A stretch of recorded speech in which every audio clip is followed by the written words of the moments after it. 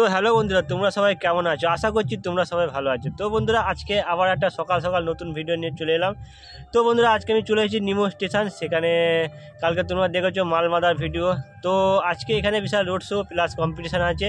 তো বন্ধুরা, সকাল সকাল আসার কারণটা হচ্ছে এখন সেটগুলো সেখানে এখন কি করছে তা তোমাদেরকে এই ভিডিওর মধ্যে দেখাবো। তাহলে চলো বন্ধুরা, বেশি দেরি না করে ভিডিওটা দেখতে থাকো। আর বন্ধুরা, ভিডিও যদি ভালো লেগে থাকে অবশ্যই লাইক কমেন্ট শেয়ার করবে। আর চ্যানেলে যদি কেউ নতুন হতে চ্যানেলটিকে সাবস্ক্রাইব করে পাশে থাকবে। তাহলে চলো বন্ধুরা, ভিডিওটা দেখতে থাকো। তো বন্ধুরা, সেই ধানের কাছে দেখতে পাচ্ছ রাইস মিল, সেখানে কিশোর মাইকের মালটা বাজছে না, এখনই গান লাগাবে। দেখো কেমন কি বাজছে।